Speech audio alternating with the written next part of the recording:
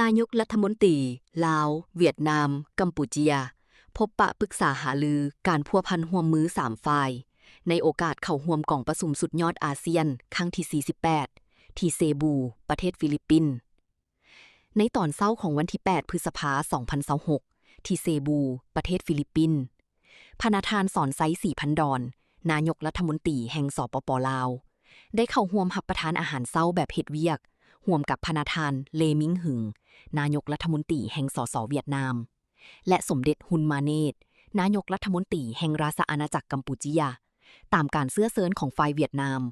ในโอกาสเข้าร่วมกองประชุมสุดยอดอาเซียนครั้งที่48และบรรดากองประชุมที่เกี่ยวข้องในวันที่7ถึง8พฤษภาคม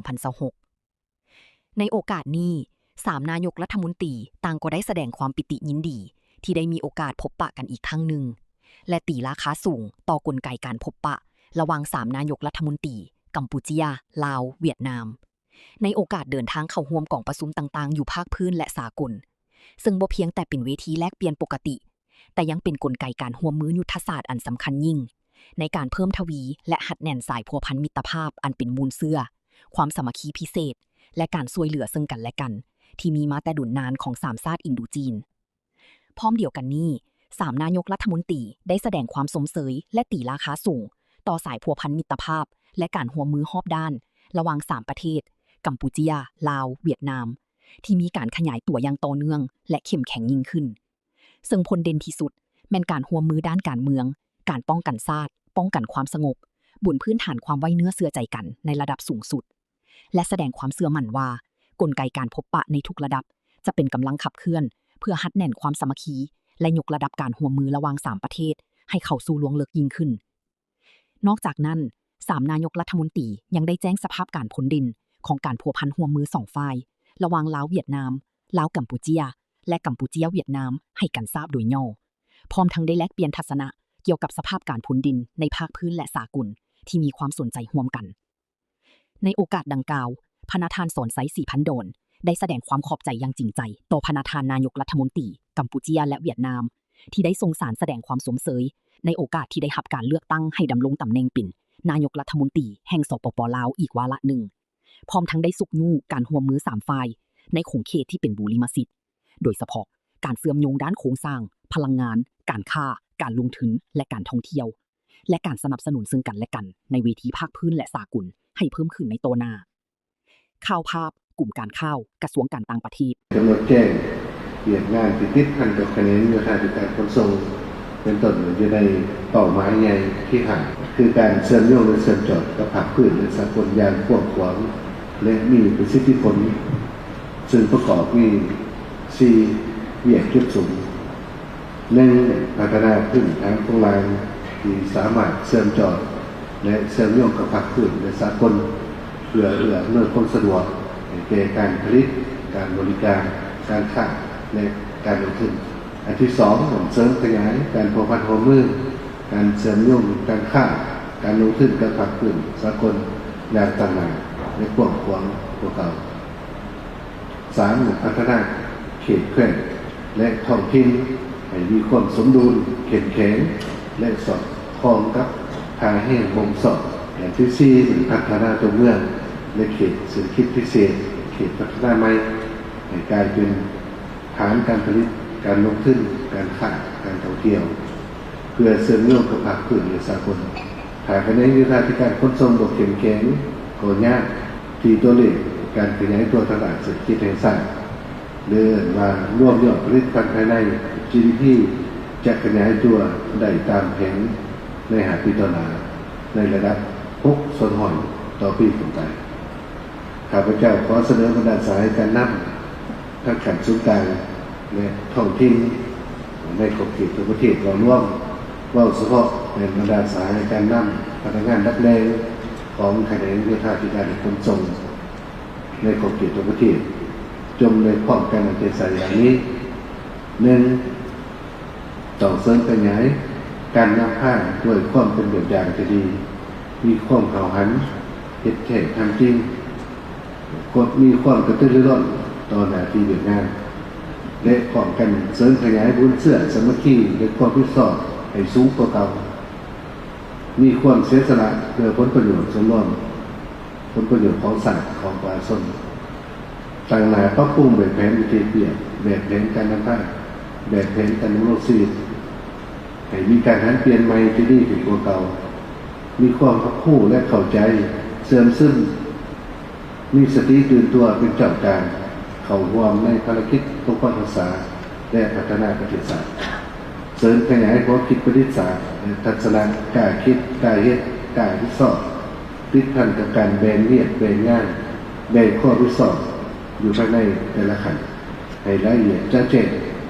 ปรับปรุงระบอบแบบแผนที่เพี้ยนปฏิบัติหลักการร่วมศูนย์ประชาธิปไตยนำภาพเป็นบุคคลบุคคลหันไปสอบหันเปลี่ยนแนวคิดจิตนาหันเปลี่ยนแนวคิดไปสู่จิตนาการใหม่เป็นเจ้าการเสิร์ชสู้จิตใจกระลาเป็นเจ้าตัวเองแล้วก็เพิ่มตัวเองสร้างความเข้มแข็งโดยตัวเองอันที่สองเราได้สืบต่อตั้งงานสร้างเศรษฐกิจเอกราชเป็นเจ้าตัวเองและการเชื่อมโยงกับพืชในสากลให้เข้มแข็งนำภาพประวัติศาสตร์ให้รุดพ้นออกจากสถานภาพความโดดพัฒนาอย่างโรงเรียนและยืนยกตามทิศสี่นั่นของพรรคเราพร้อมนั้นเราหูนำใส่ตาแห้งในการสร้างรายหักให้เกิดประเทศศาสตร์เป็นต้นรายหักจากการวิพานและลื่นรวมทั้งการนำใส่บรรดาผู้ประกอบการที่เป็นคนลาวเขาว่ามีส่วนร่วมเขาในการพัฒนาพื้นฐานโครงสร้างในประเทศตามทิศสจ3เป็นเกี่ยวกับการลงลึกน้ำผ้าสี่น้ำจัดตั้งพัฒนามาที่กรมสุขแห่งครั้งที่12ของพรรคก็คือแผนพัฒนาเศรษฐกิจสังคมแห่งชาติ5 ปีการที่10ติดขั้นกับการจัดตั้งปฏิวัติมาที่กรมสุขแห่งครั้งที่6ของคณะพรรคกระทรวงก็คือแผนพัฒนาในการโยธาธิการขนส่ง5 ปี2016-2030เสริมในกองประชุมในครั้งนี้บรรดาสายก็ได้นำหัวข้อดังกล่าวเป็นหัวข้อมักในการปรึกษาเรื่องคือความกันเป็นเอกภาพรับท่านขันสุนการและท้องถิ่นในการจัดตั้งปฏิบัติตัวจริงในขอให้กระทรวงโยธาธิการขนส่งหรือว่าแขนงโยธาธิการขนส่งทั่วประเทศนำเอาเนื้อในที่ได้ปรึกษาเรื่องนี้นำไปกดการขึ้นเลยนำผ้าเห็ดตัวจริงเทศมอกับสภาพการตัวจริงในแต่ละเรื่องเป็นต้นอย่างที่1ยกระดับและพัฒนาพื้นฐานโครงสร้างคุมระบบขนส่งอย่างเป็นระบบครบสุดเพื่อเสริมจอดภายในภาคพื้นและสากลโดยเหตุอย่างมีจุดสมเน้นใจบรรดาเส้นทางลักที่เป็นสายเลือดเศรษฐกิจเป็นต้นเป็นเส้นทาง13เหนือเส้นทาง13ใต้ในเส้นทางอื่นที่ได้กำหนดไว้ในมติ05ของรัฐบาลรวมทั้งการจัดตั้งปฏิบัติมติ165ของสภาแห่งชาติมติ10ของรัฐบาลว่าด้วยนโยบายสุขอยู่ส่งเสริมการก่อสร้าง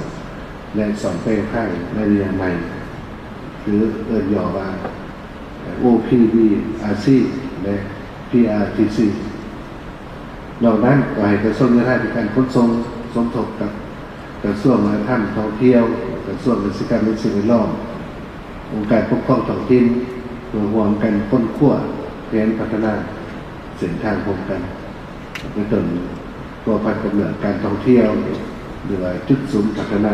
การผลิตเอาใจใส่เป็นเจ้าการอย่างเต็มที่ในการผู้ปกครอง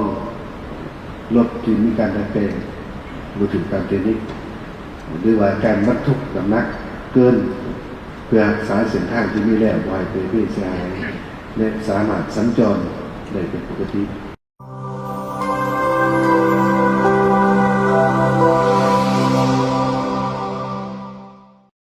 อยู่บ้านแม่เฮากินข้าวเหนียวจำปาแดงแต่ก็ยังแซ่บแต่ก็ยังนัวดีกว่าเป็นคอยสายเดือ